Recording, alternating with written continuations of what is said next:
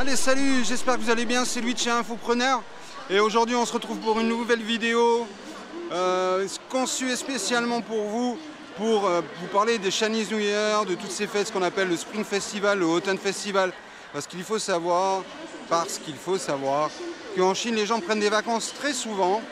Enfin, c'est pas qu'ils prennent des vacances très souvent, mais ils ont plus de vacances que beaucoup de pays dans le monde. Alors vous allez me dire, oh, mais qu'est-ce qu'ils racontent?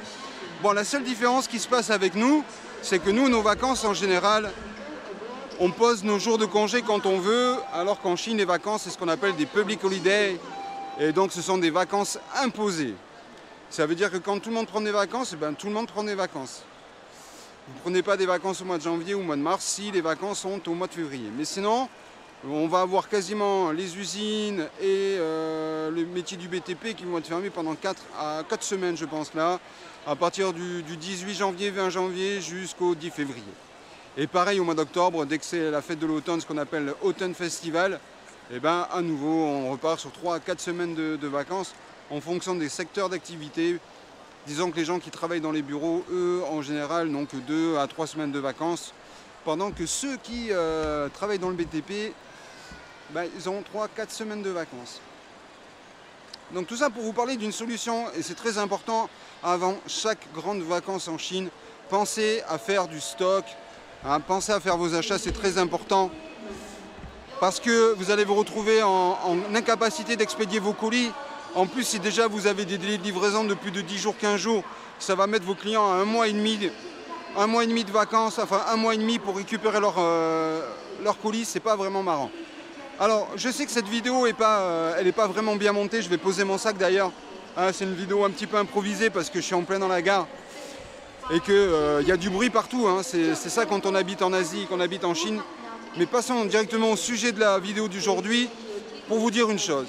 N'oubliez pas de faire du stock, même si vous achetez 50 pièces, 100 pièces, 200 pièces, 500 pièces, 1000 pièces, essayez d'avoir du stock. Soit vous les prenez chez vous à la maison et vous expédiez vos colis pendant 2 semaines, 3 semaines. Ça n'a jamais tué personne et en plus ça vous permet de prendre contact avec vos clients et de les connaître, de voir à peu près quels sont les délais de livraison chez vous aussi. Mais sinon, pensez à poser vos colis dans des solutions comme des fulfillment ou sur du Amazon FBA. Voilà, ça c'est vraiment très important. Si vous avez besoin de solutions de cet ordre-là, prenez contact avec moi, pensez aux solutions 5euros.com qui existent et que j'ai mis en place et qui me permettront de vous aider à stocker vos produits pour les faire expédier le plus rapidement possible. Alors, vous allez me dire, oui, mais je vais avoir un coût supérieur, un coût qui va augmenter et qui va alourdir ma facture. Mais n'oubliez pas une chose, c'est que finalement, vos clients vont être livrés en 24-48 heures. Et ça, c'est vraiment un bien de qualité aussi. Voilà, la vidéo ne va pas durer plus longtemps, si ce n'est, n'oubliez pas de faire vos stocks à l'avance. Je ne vais pas vous faire 36 000 heures de blabla sur c'est important de livrer ses clients dans les délais. Si vous souhaitez quand même continuer à faire du dropshipping et à attendre la fin des vacances pour livrer vos clients, n'oubliez pas de changer les délais de livraison sur votre site. Alors vous allez me dire, mais comment on fait pour se faire livrer? Les gens ne vont plus vouloir m'acheter. Les gens vont continuer à vous acheter, ne vous en faites pas. Allez, sur ce, je vous souhaite une excellente journée. Moi, je vais aller continuer. Je suis parti très tôt ce matin. Grosse journée hier, avant-hier, j'étais dans les avions. Si vous avez besoin de solutions de sourcing, de solutions de branding, c'est-à-dire qu'on vous aide à personnaliser vos produits pour pouvoir avoir votre marque, n'hésitez pas à me contacter directement, soit via la messagerie de YouTube. Vous pouvez me contacter directement via mes réseaux sociaux, via les groupes Facebook, que vous trouverez en description, via les emails, etc.